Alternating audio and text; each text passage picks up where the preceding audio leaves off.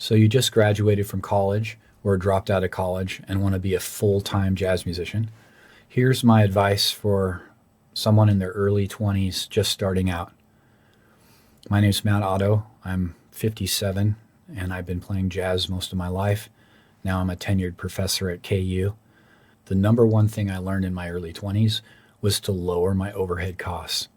By lowering your overhead costs, you can survive as a jazz musician early on in your career. What are your overhead costs? Well, rent is the first thing that comes to mind. Secondly, food.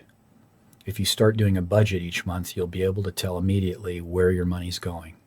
Nowadays, using a phone app is the best way to track your budget and your expenses. The way I lowered my rent was by having roommates. I had roommates until I was 30. I even had roommates after I was married. Having roommates cut my rent down substantially. When I lived in Boston in the 80s, I had 5 roommates, 6 of us in one house, all jazz musicians splitting the rent, came to about $150 each.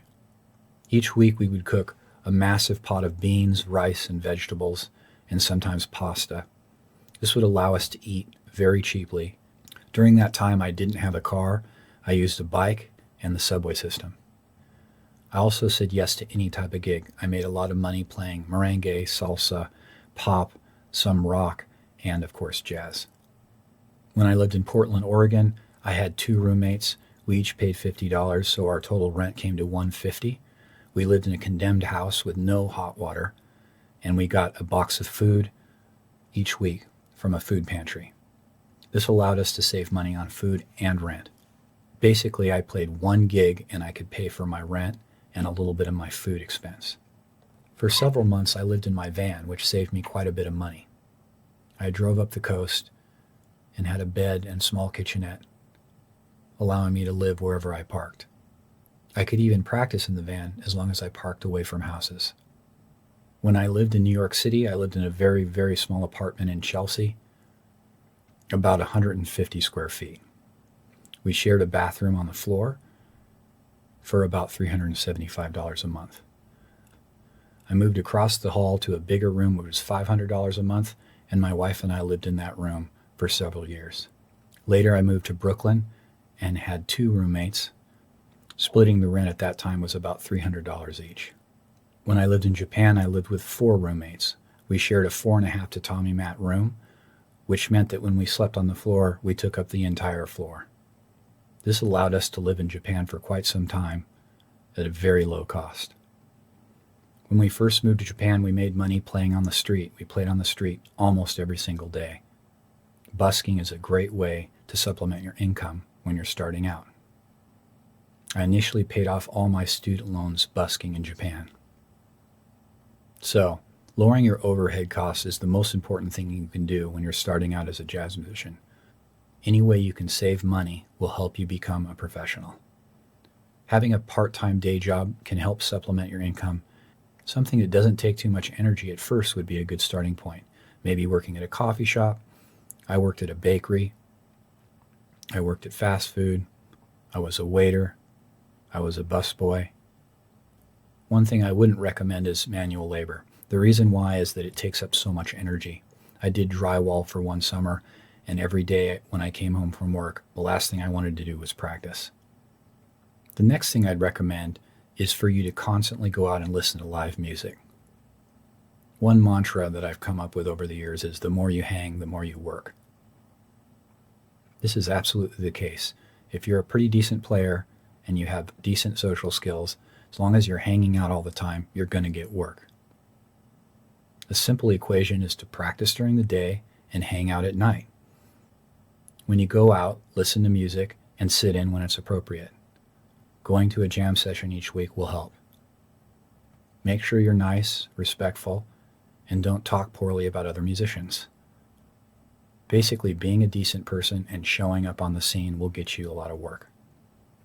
If you're working a lot, you can stop hanging out. But in my experience, the more you hang out, the more you work. If I stop working, then I start hanging out if I want more work. Another important thing to do is to learn the standards that everyone plays in your community. A simple method you can use is to text yourself any tune that you want to learn that your friends are playing. By learning the tunes that your friends play, You'll be part of the tribe and you'll get more work. If there's a specific person you want to play with, learn the tunes that they like to play. Here's a few things to avoid when you're in your early 20s. Try not to drink and do drugs. You don't have to be a teetotaler, but strive for moderation the best you can. If you're sober most of the time, you're on a good path. Exercise a little bit throughout the week. Developing an exercise habit early in life is a good thing to do. Be social, hang out with friends, listen to music with friends, reach out to your friends, and make plans. Jazz is a social art form. Another bad habit is speaking ill of other musicians. Try not to do this. Practice finding strengths in other musicians. Listen for things they do that are interesting, creative. Basically, train your mind to find good things in other people's playing. Even absolute beginners have moments of brilliance in their improvising. Learn to be a magnet for good ideas. Another good habit is to reach out to the older community of jazz musicians. You could ask for a lesson, or you could hire a musician who's older than you to play on your gig.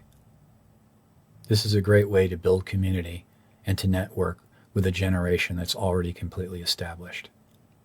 The older generation will advocate for you and help spread your name throughout the community. Jam session etiquette is important too.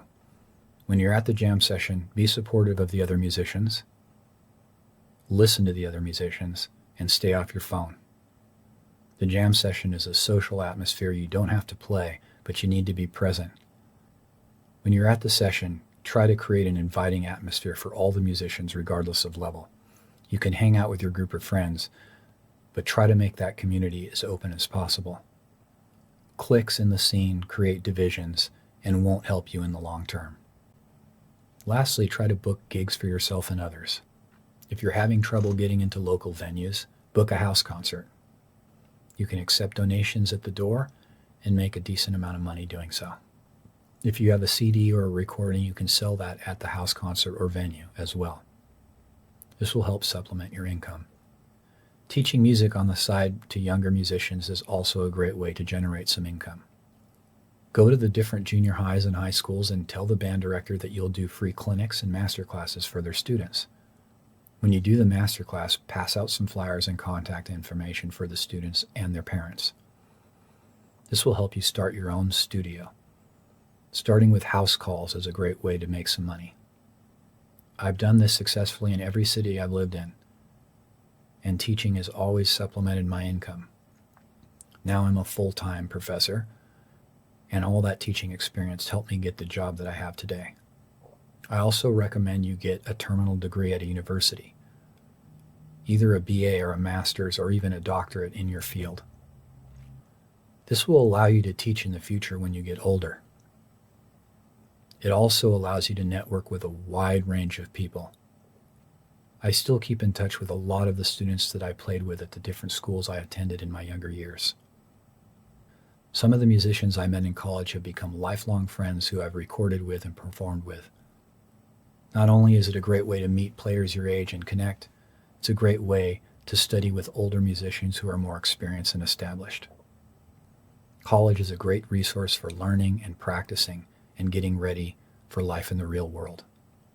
The degree can also give you opportunities later in life when you've decided not to play all the time. This is Matt Otto. I hope you found that helpful, and thanks for listening.